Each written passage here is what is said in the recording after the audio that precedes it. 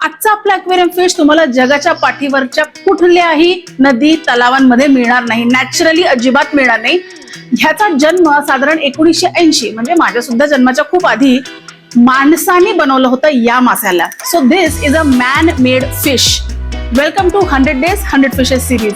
आज आहे दिवस 17वा. आजचा आपला फिश आहे पॅरेट फिश. साधारण 1980 मध्ये सिक्लिड्स या प्रकाराला मिक्स ब्रीड किंवा सिलेक्टिव्ह ब्रीडिंग करून पॅरेट फिश किंवा पॅरेट सिक्लिड ही प्रजाती निर्मित केली होती. ही एक सिक्लिड प्रजाती असली तरी सुद्धा पॅरेट्स हे सेमी अग्रेसिव्ह असतात, खूप जास्त अग्रेसिव्ह नसतात.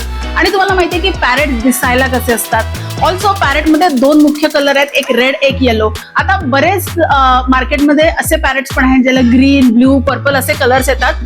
पण माझं सजेशन असं असेल की तसे पॅरेट्स तुम्ही ठेवू नका, कारण कितीही चांगलं फूड तुम्ही खायला घातलं तरी सुद्धा या पॅरेटचे कलर्स फेड होत जातात आणि एके दिवशी तुम्हाला असं कळतं की आपला ग्रीन किंवा ब्ल्यू कलरचा पॅरेट फिश हा चक्क व्हाईट कलरचा झालाय. ह्याच्याबरोबर कंबाईन करण्यासाठी तुम्ही कोई कार्प, दुसरे सिक्लिड्स, त्यानंतर डॉलर्स अशा टाईपचे फिशेस टाकू शकता.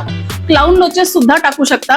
ह्या फिशेसना लपायला आवडतं, त्याच्यामुळे आपल्या एक्वेरियम मध्ये एकदम प्लेन न ठेवता एखादा रॉक, एखादा ड्रिफ्टवूड असं काहीतरी ठेवा ज्यांनी हे त्या रॉकच्या मागे लपतील आणि त्यांनी त्यांना जरासं सेफ वाटतं. त्याच्यामुळे तुमच्या टँक मध्ये ते हेल्दी राहतील. स्ट्रॉंग फिल्ट्रेशन, स्वच्छ पाणी आणि भरपूर जागा जर तुम्ही या फिशला दिली तर या फिशचं लाईफ स्पॅन 7 ते 10 वर्षांचं नक्कीच आहे.